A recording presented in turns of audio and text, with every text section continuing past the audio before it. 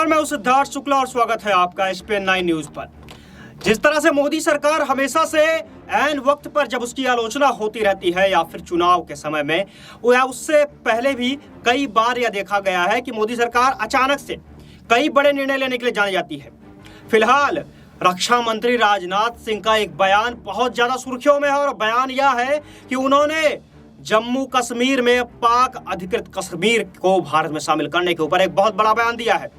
दरअसल जम्मू कश्मीर में एक सुरक्षा के ऊपर आयोजित कार्यक्रम में भाग लेने के लिए पहुंचे राजनाथ सिंह ने जम्मू कश्मीर के पीओके के नागरिकों के ऊपर एक बहुत बड़ा बयान दिया है और यह भी कह दिया है कि आने वाले समय में भारत का हिस्सा होगा पीओके। दरअसल उन्होंने कहा कि पीओके के लोग भी अब यह चाहते हैं कि वे भारत का हिस्सा बन जाए और उसके साथ ही उन्होंने पाकिस्तान के आतंकवाद के ऊपर जिस तरह से भारत ने करारा जवाब दिया है, जिस तरह से उसका लगातार विरोध किया है और भारत की साख जिस तरह से पूरे दुनिया में मौजूद हुई है, इन सारी बातों को लेकर के उन्होंने बात कही है। उन्होंने यह भी कहा है कि एक समय तक भारत में ही आतंकवादियों का शरण स्थल बना हुआ था जम्मू कश्मीर, लेकिन अब यहाँ पर विकास कार्य हो रहे हैं, यहाँ पर तरह तरह की विकास कार्यों को अंजाम दिया जा रहा है। अब इनके अलावा उन्होंने यह भी कहा है कि पाक अधिकृत कश्मीर के लोग यह साफ देख रहे हैं कि भारत की जो कश्मीर है उसमें किस तरह से विकास हो रहे हैं और वहाँ की जनता भी यह चाहती है कि जल्द से जल्द वह भारत में शामिल हो जाए। जाहिर तौर पर नरेंद्र मोदी सरकार के ऊपर हमेशा से इस बात को लेकर के विश्वास बढ़ता गया है कि देश विरोधी ताकतों को वह कुचलने में लगातार कामयाब रही है। अब नरेंद्र मोदी के सरकार के ऊपर यह भी एक बहुत बड़ा कुल मिलाकर के जो है आशा और उम्मीद के साथ देश के लोग ये देखते रहे हैं कि क्या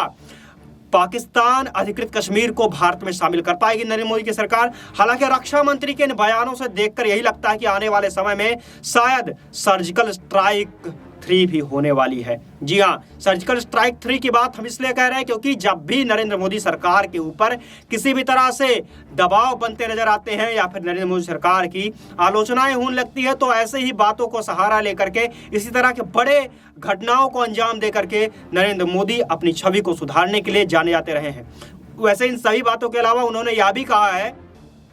कि आने वाले समय में भारत की साख पूरी दुनिया में जिस तरह से लगातार बढ़ रही है और आने वाले समय में यह साख कई ज़्यादा गुना बढ़ेगी। उन्होंने यह भी कहा कि हम यह देश की पहली सरकार है जिन्होंने विदेश से रक्षा संसाधनों के आयात पर खुद से पाबंदी लगाई है और देश में ही रक्षा संसाधनों के कई सामानों के उत्पादन के ऊपर बल दिया है, जोर दिया है। उसके साथ ही भारत अब रक्षा संसाधनों के निर्यातक के रूप में भी जाना जा रहा है। इसके अलावा उन्होंने कई सारे वस्तुओं की सूची गिनाई, जिसमें 400 से अधिक वस्तुएं हैं जो कि रक्षा के लिए भारत आयात नहीं बल्कि अब निर्यात करने लगा है। इन सभी के साथ ही रक्षा मंत्री ने यह बात जो कही है उससे पाकिस्तान में भी हड़कंप मच चुका है, क्योंकि प्रधानमंत्री के बाद रक्षा मंत्री का इस तरह का बयान देना पाकिस्तान के सियासी आकाओं के लिए बहुत ही कान खड़े करने वाली बात है और सनसनी फैलाने वाली बात है। लगातार नरेंद्र मोदी की सरकार आतंकवाद से लड़ने के लिए जानी जाती रही है और सर्जिकल स्ट्राइक के साथ ही एयर स्ट्राइक करने के लिए भी नरेंद्र मोदी सरकार के ऊपर इस तरह का माहौल बन चुका है। फिलहाल के लिए इतना ही, लेकिन यह बात तो साफ हो रही है कि नरेंद्र मोदी सरकार आने वाले दिनों में